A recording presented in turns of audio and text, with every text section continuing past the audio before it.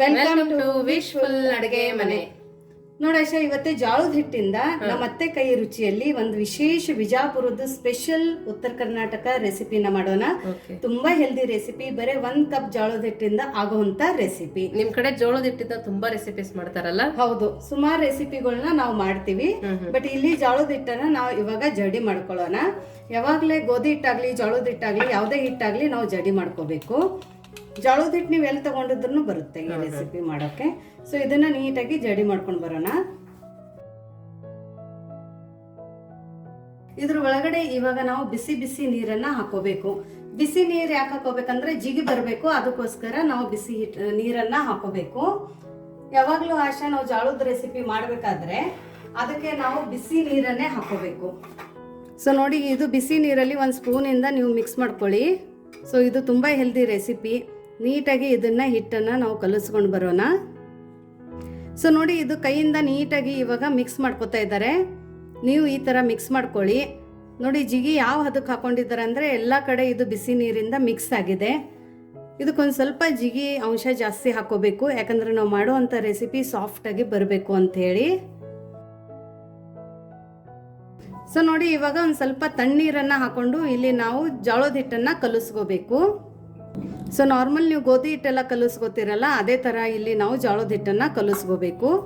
But ಇಲ್ಲಿ ಜೋಳದ ಹಿಟ್ಟನ್ನು ಕಲಿಸ್ಬೇಕಂದ್ರೆ ಕೈಯಿಂದ ಮಿದ್ದು ಇದನ್ನು ಕಲಿಸ್ಕೋಬೇಕು. ನೀವು ಎಷ್ಟು ಚೆನ್ನಾಗಿ ಕಲಿಸ್ಕೋತೀರಾ ಅಷ್ಟು ರುಚಿ ಜಾಸ್ತಿ ಬಾಗುತ್ತೆ. ಫಸ್ಟ್ ಜಿಗಿ ಬರೋ ತನಕ ಬಿಸಿನೀರು, ಆಮೇಲೆ ತಣ್ಣೀರ? ಹೌದು ಆಶಾ. ಸೊ ನೋಡಿ, ಇದು ನೀವು ಸ್ಟೆಪ್ಪನ್ನು ಮಿಸ್ ಮಾಡದೆ ನೋಡಿ, ಅಂದರೆ ಈ ರೆಸಿಪಿ ನಿಮಗೆ ಗೊತ್ತಾಗುತ್ತೆ ಯಾವ ಥರ ಮಾಡೋದು ಅಂತ. ಸೊ ನೋಡಿ, ಇಲ್ಲಿ ಜೋಳದ ಹಿಟ್ಟನ್ನು ಈ ಥರ ಕಲಿಸ್ಕೋತಾ ಇದ್ದಾರೆ. ಸೊ ನೋಡಿ, ಈ ಥರ ಮಿದ್ದು ಹಿಟ್ಟನ್ನು ಮಾಡ್ಕೋಬೇಕು. ಈ ಥರ ಮಿದ್ದುಬಿಟ್ಟು ಹಿಟ್ಟನ್ನು ನಾದ್ಕೊಂಡು ಇಲ್ಲಿ ನೋಡಿ ಈ ಥರ ಒಂದು ಉಳ್ಳೆನ ಮಾಡ್ಕೋತಾ ಇದ್ದಾರೆ. ಇಷ್ಟು ದಪ್ಪ ಉಳ್ಳೆ ಮಾಡ್ಕೋಬೇಕು.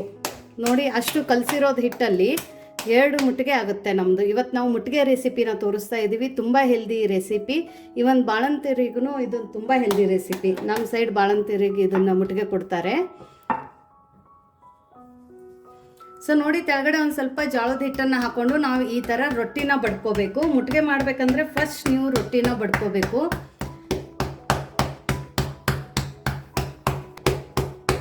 ಸೊ ನಿಮಗೆ ಸಾಫ್ಟ್ ರೊಟ್ಟಿ ಹೇಗೆ ಮಾಡೋದು ಅಂತ ವಿಡಿಯೋ ಬೇಕಾಗಿದ್ದರೆ ರೊಟ್ಟಿ ಮಾಡೋದು ವಿಡಿಯೋನು ಸಹ ನಾವು ಅಪ್ಲೋಡ್ ಮಾಡಿದ್ದೀವಿ. ಆ ವಿಡಿಯೋ ಲಿಂಕನ್ನು ನಾನು ಡಿಸ್ಕ್ರಿಪ್ಷನ್ ಬಾಕ್ಸಲ್ಲಿ ಹಾಕಿರ್ತೀನಿ, ನೀವು ಒಂದ್ಸರ್ತಿ ಹೋಗಿಬಿಟ್ಟು ಚೆಕ್ ಮಾಡಿ. ನೋಡಿ, ಮುಟ್ಟಿಗೆಗೆ ರೊಟ್ಟಿನ ಈ ಥರ ಬಡ್ಕೋಬೇಕು. ಸೊ ನೋಡಿ, ಮುಟ್ಟಿಗೆಗೆ ನಾವು ರೊಟ್ಟಿ ಮಾಡಬೇಕಂದ್ರೆ ರೊಟ್ಟಿ ತುಂಬ ದಪ್ಪದಾಗಿ ನಾವು ಬಡ್ಕೊಂಡಿರಬೇಕು. ನೋಡಿ, ಇಲ್ಲಿ ನಾನು ತೋರಿಸಿದ್ದೀನಿ, ಇಷ್ಟು ದಪ್ಪ ಇರಬೇಕು. ಇವಾಗ ನಾನು ತವೆನ ಕಾಯೋಕೆ ಇಟ್ಕೊಂಡಿದ್ದೀನಿ. ಈ ರೊಟ್ಟೆನ ತವೆ ಒಳಗಡೆ ಹಾಕೊಳ್ಳೋಣ. ಸೊ ನೋಡಿ, ಈ ಥರ ರೊಟ್ಟಿನ ಹಾಕೋಬೇಕು. ನೋಡಿ, ರೊಟ್ಟಿ ಹಾಕಿದ ತಕ್ಷಣ ಇದಕ್ಕೆ ನೀರನ್ನು ಹಚ್ಕೋಬೇಕು. ರೊಟ್ಟಿನ ಮಾತ್ರ ಹೈ ಫ್ಲೇಮಲ್ಲಿನೇ ಬೇಯಿಸ್ಕೊಳ್ಳಿ. ರೊಟ್ಟಿ ಹಾಕಿದ ತಕ್ಷಣ ನೀರು ಯಾಕೆ ಹಾಕೋದು ಪ್ರತಿಭಾ? ಈ ಮೇಲ್ಗಡೆ ಡ್ರೈ ಆಗುತ್ತೆ. ಡ್ರೈ ಆಗಿ ರೊಟ್ಟಿ ಹಾರ್ಡ್ ಆಗುತ್ತೆ, ಒಂಥರ ಹಿಟ್ಟಿಟ್ಟು ಥರ ಆಗುತ್ತೆ. ಸೊ ನೋಡಿ, ಇವಾಗ ನೀರು ಹಚ್ಚಿದ ತಕ್ಷಣ ಈ ಮೇಲ್ಗಡೆ ಒಂದು ಸ್ವಲ್ಪ ಡ್ರೈ ಆಗ್ತಾ ಇದೆ ಅಲ್ಲ, ಹಚ್ಚಿಕೊಂಡಿರೋದು ನೀರು, ಅವಾಗ ನಾವು ಇದನ್ನ ಟರ್ನ್ ಮಾಡ್ಕೋಬೇಕು. ಸೊ ನೋಡಿ, ರೊಟ್ಟಿನ ತಿರುಗಿಸ್ಕೊಂಡ್ಬಿಟ್ಟು ಇವಾಗ ಹೈ ಫ್ಲೇಮಲ್ಲಿ ನಾವು ಇದನ್ನ ಬೇಯಿಸ್ಕೊಳ್ಳೋಣ. ಸೊ ನೋಡಿ, ಇವಾಗ ರೊಟ್ಟಿ ಚೆನ್ನಾಗಿ ಬೇಯ್ದಿದೆ. ಸೊ ಈ ಥರ ಒಂದು ಬಟ್ಟೆಯಿಂದ ಪ್ರೆಸ್ ಮಾಡ್ಕೊತು ಇಲ್ಲಿ ನಾವು ರೊಟ್ಟಿನ ಬೇಯಿಸ್ಕೋಬೇಕು. ಆಶಾ ನೋಡಿ, ಎಷ್ಟು ಚೆನ್ನಾಗಿ ಹೊಟ್ಟೆ ಉಬ್ಬಿದೆ. ಮುಟ್ಟಿಗೆ ಮಾಡಬೇಕಂದ್ರೆ ರೊಟ್ಟಿ ನಮ್ಮದು ಈ ಥರ ಬೈದಿರಬೇಕು, ಈ ಥರ ಉಬ್ಬಿರಬೇಕು. ಅವಾಗ ತುಂಬ ಸಾಫ್ಟಾಗಿ ಮತ್ತು ತುಂಬ ಚೆನ್ನಾಗಿ ಬರುತ್ತೆ. ಸೊ ನೋಡಿ, ಇವಾಗ ರೊಟ್ಟಿ ರೆಡಿ ಇದೆ. ಸೊ ನೋಡಿ, ಇಲ್ಲಿ ರೊಟ್ಟಿನ ಮಾಡ್ಕೊಂಡು ರೆಡಿಯಾಗಿದೆ. ತುಂಬ ಸಾಫ್ಟಾಗಿ ರೊಟ್ಟಿನ ಮಾಡ್ಕೊಂಡಿದ್ದೀವಿ. ಬಟ್ ರೊಟ್ಟಿ ಬಿಸಿ ಇರಬೇಕಾದ್ರೆ ನಾವು ಮುಟ್ಟಿಗೆ ಕಟ್ಕೋಬೇಕು. ಹಾಗಾಗಿ ಇಲ್ಲಿ ನಾನು ಕುಟಾಣಿನ ತಗೊಂಡಿದ್ದೀನಿ, ಒಂದು ಕುಟ್ಟೋದನ್ನು. ಇದ್ರ ಒಳಗಡೆ ಇವಾಗ ನಾವು ಏನು ಹಾಕೊಳ್ಳೋಣ್ರಿ, ಹಸಿಮೆಣಸಿನ್ಕಾಯಿನ ಹಾಕೊಳ್ಳೋಣ. ಹಸಿಮೆಣಸಿನ್ಕಾಯಿನ ಮುರಿದ್ಬಿಟ್ಟು ಹಾಕೊಳ್ಳಿ. ನೀವು ಇಲ್ಲ ಕುಟಾಣಿದು ಕುಟ್ಟೋದಿಲ್ಲ ಅಂದರೆ ನೀವು ಇಲ್ಲಿ ಮಿಕ್ಸಿಯಲ್ಲಿನೂ ಹಾಕೋಬಹುದು. ಸ್ವಲ್ಪ ಬೆಳ್ಳುಳ್ಳಿನ ಹಾಕೊಳ್ಳೋಣ. ಬೆಳ್ಳುಳ್ಳಿ ಜಾಸ್ತಿ ಹಾಕೊಂಡ್ರೆ ತುಂಬ ಒಳ್ಳೆ ಫ್ಲೇವರ್ ಕೊಡುತ್ತೆ. ಇದಕ್ಕೇನೆ ಒಂದು ಸ್ವಲ್ಪ ಕೊತ್ತಂಬರಿ ಸೊಪ್ಪನ್ನು ಹಾಕೊಳ್ಳೋಣ. ಹಾಕೊಂಡ್ಬಿಟ್ಟು ಇದನ್ನು ನಾವು ಸಣ್ಣದಾಗಿ ಕುಟ್ಕೊಂಡು ಬರಬೇಕು. ನೀವೇ ಚೆನ್ನಾಗಿ ಕುಟ್ಕೋತೀರಾ ಅಷ್ಟು ಒಳ್ಳೆ ಟೇಸ್ಟ್ ಬರುತ್ತೆ. ಕುಟ್ಟೋದಿಲ್ಲ ಅಂದರೆ ಮಿಕ್ಸರಲ್ಲಿ ನೀವು ಇದನ್ನು ಸಣ್ಣದಾಗಿ ಪೇಸ್ಟ್ ಮಾಡ್ಕೊಂಡು ಬರ್ಬೋದು. ಸಣ್ಣದಾಗಿ ಮಾಡ್ಕೋಬೇಕು. ಸೊ ನೋಡಿ, ಇದು ಇನ್ನೊಂದು ಸ್ವಲ್ಪ ಸಣ್ಣ ಆಗಬೇಕು. ಇದು ಇನ್ನೊಂದು ಸ್ವಲ್ಪ ಸಣ್ಣ ಆಗಬೇಕಂದ್ರೆ ಆಶಾ ಇದ್ರ ಒಳಗಡೆ ಒಂದು ಸ್ವಲ್ಪ ಉಪ್ಪನ್ನು ಸೇರಿಸ್ಕೋಬೇಕು. ಸೊ ಇದ್ರ ಒಳಗಡೆ ಒಂದು ಸ್ವಲ್ಪ ಉಪ್ಪನ್ನು ಹಾಕ್ಕೊಂಡು ನಾವು ಇದನ್ನು ಸಣ್ಣದಾಗಿ ಕುಟ್ಕೊಳ್ಳೋಣ. ಸೊ ನೋಡಿ ಇದನ್ನು ನಾವು ಈ ಥರ ಕುಟ್ಕೊಂಡು ಬಂದಿದ್ದೀವಿ. ಈ ಥರ ಕುಟ್ಕೊಂಡು ಬರಬೇಕು. ಇವಾಗ ಮುಂದೆ ಏನು ಮಾಡೋದು ಅಂತ ನೋಡೋಣ ಬನ್ನಿ. ಸೊ ನೋಡಿ ಇವಾಗ ನಾವು ಇದು ರೊಟ್ಟಿ ಮೇಲ್ಗಡೆ ನಾವು ಕುಟ್ಕೊಂಡು ಬಂದಿರೋದು ಮೆಣಸಿನ್ಕಾಯಿ ಚಟ್ನಿನ ಹಾಕ್ಕೊಳ್ಳೋಣ.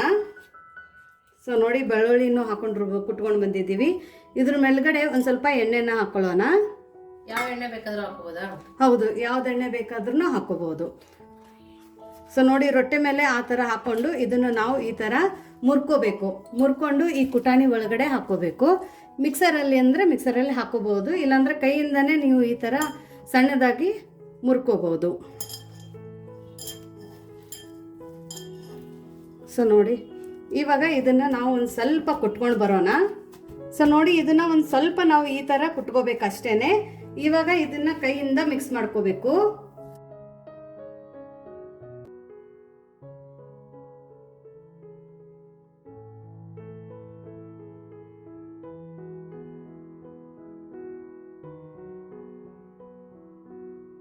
ಸೊ ನೋಡಿ ನಾವು ಈ ಥರ ಕುಟ್ಕೊಂಡು ಈ ಥರ ಮುಟ್ಗೆನ ಕಟ್ಕೋಬೇಕು. ನೀವು ಲಾಡು ಎಲ್ಲ ಹೆಂಗೆ ಕಟ್ಕೋತೀರಾ ಆ ಥರ ಇದನ್ನ ಮುಟ್ಗೆನ ರೊಟ್ಟಿ ಮುಟ್ಗೆನ ನಾವು ಈ ಥರ ಕಟ್ಕೋಬೇಕು.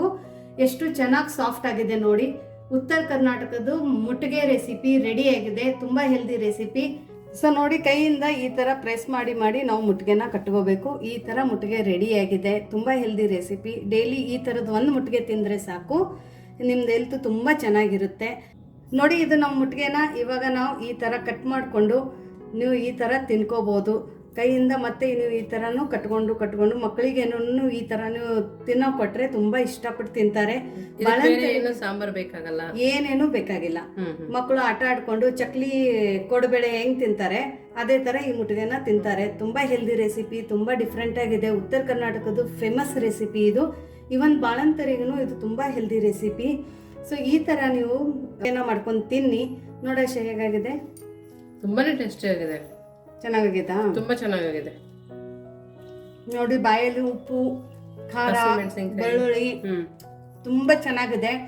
ಬಾಳಂತರಿಗೆ ಯಾರಾದ್ರೂ ಹಸಿಮೆಣಸಿನ್ಕಾಯಿ ಕೊಡಲ್ಲ ಅಂದವ್ರು ಆಶಾ, ನೀವು ಕೆಂಪು ಖಾರದ ಪುಡಿಯಲ್ಲಿನೂ ಈ ರೆಸಿಪಿನ ಮಾಡ್ಕೋಬಹುದು. ತುಂಬಾ ಹೆಲ್ದಿ ರೆಸಿಪಿ. ನಿಮ್ಗೆ ಈ ರೆಸಿಪಿ ಹೇಗೆ ಅನಿಸ್ತು ಅಂತ ಕಮೆಂಟ್ ಮೂಲಕ ತಿಳಿಸೋದನ್ನ ಮರಿಬೇಡಿ. ನೋಡಾಶ ಇವತ್ತು ನಾವು ಏನು ಮಾಡ್ತಾ ಇದ್ದೀವಿ ಅಂದರೆ ಇಷ್ಟು ಟೊಮೆಟೊ ಏನು ಬಳಸ್ತಾ ಇಲ್ಲ. 1 ಟೊಮೆಟೊ 1 ಕಪ್ ಅಷ್ಟು ಜೋಳದ ಹಿಟ್ಟನ್ನು ಬಳಸಿಬಿಟ್ಟು ಇವತ್ತು ಒಂದು ಉತ್ತರ ಕರ್ನಾಟಕದ ತುಂಬ ಸ್ಪೆಷಲ್ ರೆಸಿಪಿನ ಮಾಡ್ತಾ ಇದ್ದೀವಿ. ಇದು ಕೆಲವೊಬ್ಬರಿಗೆ ಅಷ್ಟೇ ಗೊತ್ತಿದೆ. ಇದು ತುಂಬ ಹಳೆ ರೆಸಿಪಿ. ಸೊ ಈ ಹಳೆ ರೆಸಿಪಿನ ನಾವು ಯಾವ ಥರ ಮಾಡೋದು ಅಂತ ನೋಡೋಣ ಬನ್ನಿ. ಸೊ ನೋಡಿ ಇಲ್ಲೊಂದು ಬೌಲನ್ನು ತಗೊಂಡಿರೋದು. ಅದ್ರ ಒಳಗಡೆ 1 ಕಪ್ದಷ್ಟು ನಾವು ಇಲ್ಲಿ ಜೋಳದ ಹಿಟ್ಟನ್ನು ಹಾಕೊಳ್ಳೋಣ. ಜೋಳದ ಹಿಟ್ಟನ್ನು ಜರಡಿ ಮಾಡಿ ತಗೊಂಡಿರೋದು. ಬರೀ ಜೋಳದ ಹಿಟ್ಟನ್ನೇ ತಗೊಬೇಕಾ? ಇಲ್ಲ, ಇದಕ್ಕೆ ಇನ್ನೊಂದು ಹಿಟ್ಟು ತಗೋಬೇಕು. ಸೊ ಇವಾಗ ಇಲ್ಲಿ 1 ಕಪ್ ಜೋಳದ ಹಿಟ್ಟಕ್ಕೆ ಆಶಾ ಅರ್ಧ ಕಪ್ ಅಷ್ಟು ಕಡಲೆ ಹಿಟ್ಟನ್ನು ತಗೊಂಡಿರೋದು. ಸೊ ಎರಡೂ ಜಡಿ ಮಾಡ್ಕೊಂಡು ತಗೊಳ್ಳಿ. ಇವಾಗ ಇದ್ರ ಒಳಗಡೆ ಏನೇನು ಮಸಾಲೆ ಹಾಕೋದು ಅಂತ ನೋಡೋಣ. ಸೊ ನೋಡಿ ನಾನು ಇಲ್ಲಿ ಓಂ ಕಾಳನ್ನು ತಗೊಂಡಿದ್ದೀನಿ. ಅಜ್ವೈನನ್ನು ಒಂದು ಅರ್ಧ ಸ್ಪೂನ್ ಇದ್ರೆ ಸಾಕು. 1 ಹಿಡಿ ಆಗೋಷ್ಟು ಇಲ್ಲಿ ನಾನು ಬಿಳಿ ಎಳ್ಳನ್ನು ತಗೊಂಡಿದ್ದೀನಿ. ನೀವು ಬೇಕಂದ್ರೆ ಕಪ್ ಎಳ್ಳನ್ನು ಸಹ ಹಾಕೋಬಹುದು. ಇದರಿಂದ ತುಂಬ ಕ್ರಂಚಿನೆಸ್ ಬರುತ್ತೆ, ಟೇಸ್ಟ್ ತುಂಬ ಚೆನ್ನಾಗಿರುತ್ತೆ. ಇವಾಗ ಇಲ್ಲಿ ನಾನು ಆಲ್ಮೋಸ್ಟ್ ಎಷ್ಟು ನಿಮ್ಮ ಹತ್ರ ಕೊತ್ತಂಬರಿ ಸೊಪ್ಪಿದೆ ಅಷ್ಟು ಕೊತ್ತಂಬರಿ ಸೊಪ್ಪನ್ನು ಇದ್ರ ಒಳಗಡೆ ಹಾಕೋಬಹುದು.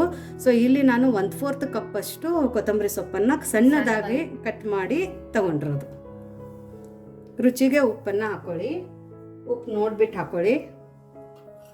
ಇದಕ್ಕೇನೆ ಒಂದು ಸ್ವಲ್ಪ ಅರಿಶಿಣದ ಪುಡಿನ ಹಾಕೊಳ್ಳೋಣ. ಸೊ ಇಲ್ಲಿ ನಾನು 2 ಪಿಂಚ್ ಆಗೋಷ್ಟು ಇಲ್ಲಿ ನಾನು ತಿನ್ನೋ ಸೋಡಾ, ಅಡುಗೆ ಸೋಡಾನ ತಗೊಂಡಿದ್ದೀನಿ. ಯಾಕಂದರೆ ಇದೊಂದು ಸ್ವಲ್ಪ ಕ್ರಿಸ್ಪಿಯಾಗಿ ಚೆನ್ನಾಗಿ ಬರಲಿ ಅಂತ ಹೇಳ್ಬಿಟ್ಟು ತುಂಬ ಚೆನ್ನಾಗಿ ಬರುತ್ತೆ. ಸ್ವಲ್ಪ ಹಾಕೊಂಡಿದ್ದೀನಿ. ನೀವು ಬೇಡ ಅಂದ್ರೂ ಸ್ಕಿಪ್ ಮಾಡ್ಕೋಬಹುದು. ಸೊ ಇವಾಗ ನಾವು ಇದನ್ನೆಲ್ಲ ಹಾಕೊಂಡಿವೆಲ್ಲ ಮಸಾಲೆ ಮತ್ತು ಹಿಟ್ಟನ್ನು ಆಶಾ ಇದನ್ನು ಒಂದು 2 ನಿಮಿಷ ಪಕ್ಕಕ್ಕಿಟ್ಟು ಇದಕ್ಕೊಂದು ನಾವು ಪೇಸ್ಟನ್ನು ಮಾಡ್ಕೊಂಡು ಹಾಕೋಬೇಕು. ಇನ್ನೂ ಒಂದು ಮಸಾಲೆನ ಮಾಡ್ಕೊಂಡು ಹಾಕೋಬೇಕು. ಅದು ಯಾವ ಥರ ಮಾಡ್ಕೊಳ್ಳೋದು ಅಂತ ನೋಡೋಣ ಬನ್ನಿ. ಮೊದಲಿಗೆ ಮಿಕ್ಸಿ ಜಾರ್ ತಗೊಂಡಿದ್ದೀವಿ. ಟೊಮೊಟೊನ ಸಣ್ಣದಾಗಿ ಕಟ್ ಮಾಡಿ ಹಾಕೊಂಡಿದ್ದೀವಿ. 2 ಟೊಮೊಟೊ ಹಾಕೊಂಡಿದ್ದೀವಲ್ಲ ಪ್ರತಿಭಾ? ಹಾಂ, ಚಿಕ್ಕದು 2 ಟೊಮೆಟೊ. ದಪ್ಪ ಇದ್ರೆ ಒಂದೇ ಹಾಕೊಳ್ಳಿ. ಶುಂಠಿ ಮತ್ತು ಬೆಳ್ಳುಳ್ಳಿ, ಹಸಿಮೆಣಸಿನ್ಕಾಯಿ ಒಂದು 4 ತಗೊಂಡಿರೋದು. ಖಾರ ನೋಡಿ ತಗೊಳ್ಳಿ. ಅಕಸ್ಮಾತ್ ನಿಮಗೆ ಆಸಿಡಿಟಿ ಪ್ರಾಬ್ಲಮ್ ಇದೆ ಅಂದರೆ, ನೀವು ಹಸಿಮೆಣಸಿನ್ಕಾಯಿ ತಿನ್ನಲ್ಲ ಅಂದರೆ ಇಲ್ಲಿ ಕೆಂಪು ಖಾರದ ಪುಡಿನ ನೀವು ಹಿಟ್ಟದ ಒಳಗಡೆನೆ ಹಾಕೋಬಹುದು. ಹಸಿಮೆಣಸಿನ್ಕಾಯಿ ಹಾಕೋದ್ರಿಂದ ಟೇಸ್ಟ್ ತುಂಬ ಚೆನ್ನಾಗಿರುತ್ತೆ. ಹೌದು. ಇಲ್ಲಿ 1 ಹಿಡಿ ಆಗೋಷ್ಟು ನಾನು ಇಲ್ಲಿ ಧನಿಯಾನ ತಗೊಂಡಿದ್ದೀನಿ. ಧನಿಯಾ ಬೀಜ ಇಲ್ಲ ಅಂದರೆ ನೀವು ಹಿಟ್ಟಿನ ಒಳಗಡೆ ಧನಿಯಾ ಪೌಡರನ್ನು ಹಾಕೋಬಹುದು. ಸೊ ಇದನ್ನು ಒಂದು ಸ್ವಲ್ಪ ನೀರು ಹಾಕ್ಕೊಂಡು ಫೈನಾಗಿ ಇದನ್ನು ಪೇಸ್ಟ್ ಮಾಡ್ಕೊಂಡು ಬರಬೇಕು. ಇನ್ನೊಂದು ಹಾಕ್ಬೇಕು ಇದ್ರ ಒಳಗಡೆ ಆಶಾ, 2 ಕಾಳಷ್ಟು ಜೀರಿಗೆ. ಇದರಿಂದ ಡೈಜೆಷನ್ ತುಂಬ ಚೆನ್ನಾಗಾಗುತ್ತೆ. ನೋಡಿ ಈ ಥರ ಪೇಸ್ಟ್ ಮಾಡ್ಕೊಂಡು ಬಂದಿದ್ದೀನಿ. ನಾನು ನೀರನ್ನು ಯೂಸ್ ಮಾಡಿಲ್ಲ, ಟೊಮೊಟೊ ನೀರಲ್ಲೇ ಚೆನ್ನಾಗಿ ರುಬ್ಕೊಂಡಿದ್ದೀನಿ. ನೀರು ಬೇಕನ್ಸಿದ್ರೆ ನೀವು ಹಾಕೊಂಡು ರುಬ್ಕೊಬೋದು. ಸೊ ಇವಾಗ ಈ ಪೇಸ್ಟನ್ನು ನಾವು ಹಿಟ್ಟನ್ನು ಏನು ತೊಗೊಂಡಿಟ್ಕೊಂಡಿದ್ವಲ್ಲ ನಾವು ಮುಂಚೆ ಒಂದು ಬೌಲಲ್ಲಿ ಇದ್ರ ಒಳಗಡೆ ಸೇರಿಸ್ಕೊಳ್ಳೋಣ. ಸೊ ನೋಡಿ ಎಲ್ಲದನ್ನು ಪೇಸ್ಟ್ ಇದ್ರೊಳಗಡೆ ಹಾಕ್ಕೊಂಡು ಇವಾಗ ಇದನ್ನು ನಾವು ನೀಟಾಗಿ ಮಿಕ್ಸ್ ಮಾಡ್ಕೊಳ್ಳೋಣ.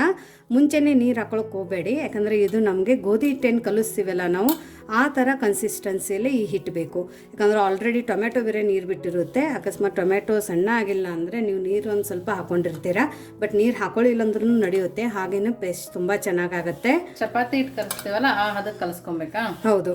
ಸೊ ನೋಡಿ ಇದಕ್ಕೆ ಇವಾಗ ನೀರು ಬೇಕಂದರೆ ನೀವು ಇದನ್ನು ಸ್ವಲ್ಪ ಸ್ವಲ್ಪ ನೀರನ್ನು ಸೇರಿಸ್ಬಿಟ್ಟು ಆಮೇಲೆ ಇದನ್ನು ಹಿಟ್ಟನ್ನು ಕಲಿಸ್ಕೋಬೋದು. ನಾನು ಅದೇ ಥರ ಹಿಟ್ಟನ್ನು ಕಲಿಸ್ಕೊಂಡು ಬರ್ತೀನಿ. ಸೊ ನೋಡಿ ಈ ಥರ ಕಲಿಸ್ಕೊಂಡು ಬಂದಿರೋದು. ಇದೇನು ಹಿಟ್ಟು ನಾವು ನೆನೆಯಕ್ಕೆ ಇಡಬೇಕಂತೇನಿಲ್ಲ, ಇಮಿಡಿಯೇಟಾಗಿನೂ ಮಾಡ್ಕೋಬೋದು. ಅಕಸ್ಮಾತ್ ನಿಮ್ಮ ಹತ್ರ ಟೈಮ್ ಇದೆ ಅಂದರೆ ಇದಕ್ಕೆ ಒಂದು 10 ನಿಮಿಷ ನೀವು ಬ್ರೇಕ್ ಕೊಡ್ಬೋದು. ಸೊ ನೋಡಿ ಇವಾಗ ಇದನ್ನು ಆಗಿದೆ. ಇವಾಗ ನಾವು ಇದ್ರದ್ದು ಒಂದು ಚಿಕ್ಕದಾಗಿ ಉಂಡೆನ ಮಾಡ್ಕೊಳ್ಳೋಣ. ಉಂಡೆ ಮಾಡಿಕೊಂಡು ಇದನ್ನು ನಾವು ಉದ್ದ ಥರ ಮಾಡ್ಕೋಬೇಕು, ಈ ಥರ. ಸೊ ಎಲ್ಲದನ್ನು ನಾವು ಈ ಥರ ಮಾಡ್ಕೊಂಡು ಬರೋಣ. ಕೋಡ್ಬಳೆ ಎಲ್ಲ ಮಾಡ್ತೀವಲ್ಲ ಆ ಥರ ಮಾಡ್ಕೊಂಡಿದ್ದೀವಿ. ಹೌದು. ಸೊ ನೋಡಿ ನಾವು ಇದನ್ನ ಈ ಥರ ಕಟ್ ಮಾಡ್ಕೊಂಡಿದ್ದೀವಿ. ಇದು ಜೋಳದ ಹಿಟ್ಟು ಇರೋದ್ರಿಂದ ಆಶಾ ನಮಗೇನು ಇದು ಜಾಸ್ತಿ ಜೀಗೆ ಅಂಶ ಇರಲ್ಲ. ನಾವು ಈ ಥರ ಯಾಕೆ ಮಾಡ್ಕೋಬೇಕಂದ್ರೆ ನೀವು ಡೈರೆಕ್ಟ್ ಉಂಡೆ ಅಥವಾ ಸಿಲಿಂಡರ್ ಶೇಪ್ ಮಾಡ್ಕೊಂಡಿದ್ರೆ ಒಳಗಡೆ ಎಣ್ಣೆ ನೀಟಾಗಿ ಹೋಗಿ ಬೇಯಲ್ಲ, ಆಮೇಲೆ ತುಂಬ ಸಾಫ್ಟ್ ಆಗಿರುತ್ತೆ. ಸೊ ಈ ಥರ ಕೊಡಬೇಳೆ ಥರ ಮಾಡ್ಕೊಂಡು ನಾವು ಇಟ್ಕೊಂಡು ಈ ಥರ ನಾವು ಇಷ್ಟನ್ನ ಕಟ್ ಮಾಡ್ತಾ ಎಣ್ಣೆಯಲ್ಲಿ ಹಾಕಬೇಕು. ಅಕಸ್ಮಾತ್ ನಿಮಗೆ ಈ ಥರ ಆಗಲ್ಲ ಅಂದರೆ ನೀವು ಸಿಸರಿಂದ ಸಹ ಇದನ್ನು ಈ ಥರ ಕಟ್ ಮಾಡ್ಕೋಬೇಕು. ಬಟ್ ಇದು ತುಂಬ ಬೇಗ ಕಟ್ ಆಗುತ್ತೆ. ಸೊ ನೋಡಿ ಈ ಥರ. ಸೊ ಇದರಿಂದ ಮಾಡ್ಕೊಳ್ಳೋದ್ರಿಂದ ಸಮವಾಗಿ ಬರುತ್ತೆ ನೀಟಾಗಿ. ಹೌದು. ಸೊ ಈ ಥರ ನಾವು ಎಲ್ಲದನ್ನು ಕಟ್ ಮಾಡ್ಕೋಬೇಕು. ನೀವು ಕೈಯಲ್ಲಿ ಈ ಥರ ಮಾಡೋಕೆ ಹೋದರೆ ಈ ಥರ ಬರಲ್ಲ. ಸೊ ಎಲ್ಲದನ್ನು ನಾವು ಈ ಥರ ಕಟ್ ಮಾಡೋಣ. ಸೊ ಎಣ್ಣೆನ ಒಂದು ಕಡೆ ಬಿಸಿ ಮಾಡೋಕ್ಕಿಡೋಣ ಫಸ್ಟು. ನೋಡಿ ಎಣ್ಣೆ ಚೆನ್ನಾಗಿ ಬಿಸಿಯಾಗಿದೆ. ಹೈ ಫ್ಲೇಮಲ್ಲಿ ಎಣ್ಣೆನ ಕಾಯಿಸಿರೋದು. ಆಮೇಲೆ ನಾವು ಇದೇನೇನು ಜೋಳದ ಹಿಟ್ಟಿಂದು ಕಟ್ ಮಾಡ್ಕೊಂಡು ಬಂದಿದ್ದೀವಲ್ಲ ಅದು ಎಲ್ಲನೂ ನಾವು ಇದ್ರ ಒಳಗಡೆ ಹಾಕೊಳ್ಳೋಣ. ಹಾಕಿದ ತಕ್ಷಣ ತಿರುಗಿಸ್ಬಾರ್ದಲ್ವಾ? ಇಲ್ಲ, ಸುಮ್ಮನೆ ಲೈಟಾಗಿ ತಿರುಗಿಸ್ಬಾರ್ದು, ಜಸ್ಟ್ ಲೈಟಾಗಿ ಇದನ್ನು ಟಚ್ ಮಾಡ್ಕೊಳ್ಳಿ ಸಾಕು. ತುಂಬ ಹಳೆಯ ರೆಸಿಪಿ, ತುಂಬ ಯುನೀಕ್ ರೆಸಿಪಿ. ಈ ಥರ ರೆಸಿಪಿಗಳು ಯೂಶ್ವಲಿ ನಮಗೆ ಗೊತ್ತಾಗಲ್ಲ. ನಮ್ಮ ಅಜ್ಜಿ ಎಲ್ಲ ಮಾಡಬೇಕಾದ್ರೆ ನಾವು ಇಡೀ ದಿನ ತಿಂತಿದ್ವಿ ಇದನ್ನು. ಈ ಮಕ್ಕಳುಗಳಿಗೆ ಇವಾಗ ಕುರ್ಕುರೆ ಅವೆಲ್ಲ ಕೊಟ್ಟು ಹೊಟ್ಟೆ ಕೆಡ್ಸೋದ್ಕಿಂತ ಹೌದು ಈ ಥರ ಮಾಡಿಕೊಟ್ರೆ ಕುರ್ಕುರೆ ಥರನೇ ಇರುತ್ತೆ, ಟೇಸ್ಟು ಚೆನ್ನಾಗಿರುತ್ತೆ, ಹೆಲ್ದಿಯಾಗೂ ಇರುತ್ತೆ. ಆಮೇಲೆ ಇನ್ನೊಂದು ಅಂದರೆ ಜೋಳದ ಹಿಟ್ಟಲ್ಲಿ ಮಾಡ್ಕೊಳ್ಳುವಂಥ ರೆಸಿಪಿ ಅಲ್ಲ. ಹೌದು. ಯಾವುದೇ ನಾವು ಬೇರೆದು ಯಾವುದೋ ಪ್ರಿಸರ್ವೇಟಿವ್ ಅದೇನೋ ಹಾಕ್ತಾ ಇಲ್ಲ. ನಾವು ಈ ಥರ ಮಾಡಿ ಅಭ್ಯಾಸ ಮಾಡಿದ್ರೆ ಮಕ್ಕಳು ಆಚೆ ಫುಡ್ಡೇ ಕೇಳೋದೇ ಇಲ್ಲ, ಅದು ನಿಜ. ಯಾಕಂದರೆ ನಾವು ಆದ್ರೂ ಅವಾಗ ನಮ್ಮಮ್ಮ ಎಲ್ಲ ಸುಮಾರು ರೆಸಿಪೀಸ್ಗಳು ಮಾಡ್ತಾಯಿದ್ರು. ನಮ್ಮಮ್ಮ ಮಾಡ್ತಾಯಿದ್ರು ಅಂತೇಳಿ ನಾವು ಒಂದೇ ದಿವಸ ಆಶಾ ಹೋಟೆಲ್ಗೂ ಹೋಗ್ತಿರ್ಲಿಲ್ಲ. ಅಷ್ಟೆಲ್ಲ ವೆರೈಟೀಸು. ಅಷ್ಟು ನಮ್ಮಮ್ಮನೂ ಯೂಶ್ವಲಿ ಕುಕ್ಕಿಂಗಲ್ಲಿ ಇವಾಗಾದ್ರೂ ಅವಳಿಗೆ ಅಷ್ಟು ಪ್ಯಾಷನ್ ಇದೆ ಅಡುಗೆ ಮಾಡೋದು. ಇವಾಗಾದ್ರೂ ಅಷ್ಟೇ ವೆರೈಟೀಸ್ಗಳನ್ನ ಮಾಡ್ತಾಳೆ. ಅವಳದಿಂದನೇ ನಾನು ಇವತ್ತೇ ಇಷ್ಟೆಲ್ಲ ವೆರೈಟೀಸ್ ಅಡುಗೆನ ಮಾಡೋದನ್ನು ಕಲ್ತಿರೋದು. ಸೊ ಇದು ನಮ್ಮಮ್ಮನೂ ಮಾಡ್ತಾರೆ, ನಮ್ಮ ಅಜ್ಜಿ ಮಾಡೋ ರೆಸಿಪಿನೂ. ಸೊ ನಮ್ಮಮ್ಮ ರೆಫರ್ ಮಾಡಿದ್ರು ಈ ಥರ ಒಂದು ರೆಸಿಪಿ ಮಾಡಿ ಹಾಕು ಅಂತ. ಸೊ ಇವತ್ತು ನಾನು ನಮ್ಮಮ್ಮ ಹೇಳಿರೋದು ರೆಸಿಪಿನ ಮಾಡಿ ಹಾಕ್ತಾಯಿದ್ದೀನಿ, ಹಳೆ ಕಾಲದ ರೆಸಿಪಿ. ಸೊ ನಿಮಗೆ ನಿಮ್ಮಮ್ಮ ಹೇಳಿರೋದು ಯಾವ ರೆಸಿಪಿ ತುಂಬ ಇಷ್ಟ ಆಗುತ್ತೆ ಆ ರೆಸಿಪಿನ ನಮಗೆ ಕಮೆಂಟ್ ಮೂಲಕ ಹೇಳಿ. ಆ ರೆಸಿಪಿ ನಿಮ್ಮ ರೆಸಿಪಿನ ನಮ್ಮ ಚಾನಲಲ್ಲಿ ತೋರಿಸೋಕ್ಕೆ ನಾವು ತುಂಬ ಇಷ್ಟಪಡ್ತೀವಿ. ಇದನ್ನು ಸ್ವಲ್ಪ ಗೋಲ್ಡನ್ ಬ್ರೌನ್ ಆಗೋ ತನಕ ನಾವು ಇದು ಕರ್ಕೊಳ್ಳೋಣ. ಇದು ಬೇಯೋಕ್ಕೂ ಅಷ್ಟೇ ಜಾಸ್ತಿ ಟೈಮ್ ತೊಗೊಳ್ಳಲ್ಲ. ಹೌದು, ಆಲ್ರೆಡಿ ಮೇಲ್ಗಡೆ ಲೇಯರ್ ಬೆಂದಿದೆ. ಹೌದು. ಫ್ಲೇಮ್ ಮೀಡಿಯಮಲ್ಲಿ ಇಟ್ಟೆ ಬೇಯಿಸ್ಕೊಬೇಕು. ಮೀಡಿಯಮ್ ಫ್ಲೇಮಲ್ಲಿನೇ ಬೇಯಿಸ್ಕೋಬೇಕು. ಸ್ವಲ್ಪ ಎತ್ತಿ ಆಮೇಲೆ ಬಿಡಬೇಕು, ಎತ್ತಿ ಆಮೇಲೆ ಬಿಡಬೇಕು. ಆವಾಗ ಏನಾಗುತ್ತಂದರೆ ಈವನ್ ಆಗಿ ಎಲ್ಲದಕ್ಕೂ ನೀಟಾಗಿ ಕಲರ್ ಬರುತ್ತೆ. ಸೊ ನೋಡಿ ಇವಾಗ ಇದನ್ನು ಆಗಿದೆ. ಫ್ಲೇಮನ್ನು ನಾನು ಇವಾಗ ಲೋಲ್ಲಿ ಮಾಡಿಕೊಂಡು ಇದನ್ನು ನಾನು ಒಂದು ಟಿಶ್ಯೂ ಪೇಪರ್ ಮೇಲ್ಗಡೆ ತಕ್ಕೋತೀನಿ. ಸೌಂಡ್ ಬರ್ತಾ ಇದೆ ಅಲ್ಲ, ಕ್ರಿಸ್ಪಿ ಸೌಂಡು ನಿಮಗೆ ನೋಡಿ.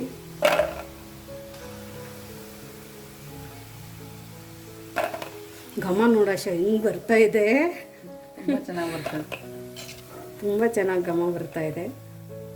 ಸೊ ನೋಡಿ ಮತ್ತೆ ಇನ್ನೊಂದು ಬ್ಯಾಚ್ ಹಾಕ್ತಾ ಇದ್ದೀನಿ. ನೀವು ಈ ಥರ ಮಾಡ್ಕೊಂಡ್ಬಿಟ್ಟು ಡೀಪ್ ಫ್ರೀಜರ್ಗೆ ಹಾಕೊಂಡು ವಾರದ ಗಟ್ಲೆನೂ ಇಟ್ಕೋಬೋದು. ಅಷ್ಟೇ, ಒಂದು ವಾರನೂ ಕೆಡಲ್ಲ. ಆಮೇಲೆ ಎಣ್ಣೆಗೆ ಬರೀ ಎಣ್ಣೆಗೆ ಹಾಕೊಳ್ಳೋದು ಈ ಥರ ಮಾಡಿ. ಯಾವಾಗಾದ್ರೂ ನಿಮಗೆ ಕಿಟಿ ಪಾರ್ಟಿಗೆ ಬರ್ತ್ಡೇ ಪಾರ್ಟಿಗೆ ಈ ಥರ ಹೆಲ್ದಿ ರೆಸಿಪೀಸ್ನ ಮಾಡಿ ಮಕ್ಕಳು ತುಂಬ ಇಷ್ಟಪಡ್ತಾರೆ. ಇವಾಗ ಮತ್ತೆ ಫ್ಲೇಮನ್ನು ನಾನು ಮೀಡಿಯಮಲ್ಲಿ ಇಟ್ಕೊಂಡಿರೋದು.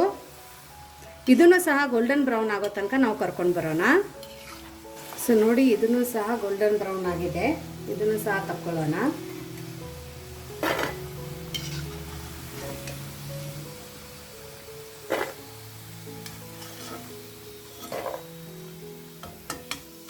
ಇದನ್ನು ಇವಾಗ ಎದ್ರ ಜೊತೆ ತಿನ್ನೋದು ಅಂತ ನೋಡೋಣ ಬನ್ನಿ. ಸೊ ನೋಡಿ, ನಮ್ಮದು ಬಿಸಿ ಬಿಸಿ ಜೋಳದ ಹಿಟ್ಟಿಂದ ಸ್ನ್ಯಾಕ್ಸ್ ರೆಡಿಯಾಗಿದೆ. ನೋಡೋಕೆ ಮಾತ್ರ ಸಖತ್ತಾಗಿದೆ. ಎಷ್ಟು ಚೆನ್ನಾಗಿದೆ ಅಂದರೆ ಒಂದೇ ದಿವಸದಲ್ಲಿ ಅಲ್ಲ, ಒಂದೇ ನಿಮಿಷದಲ್ಲಿ ಖಾಲಿ ಮಾಡ್ತೀರಾ. ಹೌದು, ಮಕ್ಕಳಿಗೂ ಈ ಥರ ನೀವು ಬಾಕ್ಸಿಗೂ ಮಾಡಿಕೊಡಿ. ಹೆಲ್ದಿಯಾಗಿನೂ ಇರುತ್ತೆ, ಟೇಸ್ಟಿಯಾಗಿನೂ ಇರುತ್ತೆ. ಸೊ ಮಕ್ಕಳಿಗೂ ಹೆಲ್ದಿ ಫುಡ್ ಕೊಟ್ಟರೆ ಅವರು ಹೆಲ್ದಿಯಾಗಿರ್ತಾರೆ. ಸೊ ಇದನ್ನು ನಾನು ಕೆಚಪ್ ಜೊತೆ ಸರ್ವ್ ಮಾಡ್ತಾ ಇದ್ದೀನಿ. ನೋಡೋಕೆ ಮಾತ್ರ ಎಷ್ಟು ಚೆನ್ನಾಗಿ ಕಾಣ್ತಾ ಇದೆಯಲ್ಲ. ನಿಮ್ಮದು ಬಾಯಲ್ಲಿ ನೀರು ಬರ್ತಾ ಇದ್ರೆ ಕಮೆಂಟ್ ಹಾಕಿ ನೋಡೋಶ ಹೇಗಾಗಿದೆ ಅಂತ. ಇದನ್ನು ಅಷ್ಟೊತ್ತನ್ನು ಮುರು ತೋರಿಸ್ತೀನಿ ನೋಡಿ. ಹೊರಗಡೆ ಕ್ರಿಸ್ಪಿ, ಒಳಗಡೆ ಮಸಾಲ ತುಂಬ ಚೆನ್ನಾಗಿ ಅನಿಸ್ತದೆ. ಮೇಲ್ಗಡೆ ಕ್ರಿಸ್ಪಿ ಇದೆ, ಒಳಗಡೆ ಮಸಾಲ ಬಾಯಿ ಸಿಗ್ತದೆ, ತುಂಬ ಚೆನ್ನಾಗಿ ಅನಿಸ್ತದೆ. ಸೊ ನೋಡಿ, ನೀವು ಈ ಥರ ಒಂದು ಹೆಲ್ದಿ ರೆಸಿಪಿನ ಮಾಡ್ಕೊತೀನಿ. ನಿಮಗೆ ಈ ಜೋಳದ ಹಿಟ್ಟಿನ ರೆಸಿಪಿ ಹೇಗೆ ಅನ್ನಿಸ್ತು ಅಂತ ಕಮೆಂಟ್ ಮೂಲಕ ತಿಳಿಸೋದನ್ನು ಮರಿಬೇಡಿ. ಇನ್ನೂ ನಮ್ಮ ಚಾನಲ್ನ ಲೈಕ್ ಮಾಡಿಲ್ಲ ಅಂದರೆ ಲೈಕ್ ಮಾಡಿ, ಹಾಗೂ ಶೇರ್ ಮಾಡಿ ನಿಮಗೆ ಫ್ಯಾಮಿಲಿ ಮತ್ತು ಫ್ರೆಂಡ್ ಜೊತೆಗೆ. ಮತ್ತೆ ಸಿಗೋಣ ಹೊಸ ಹೊಸ ರೆಸಿಪೀಸ್ ಜೊತೆ. Thank you.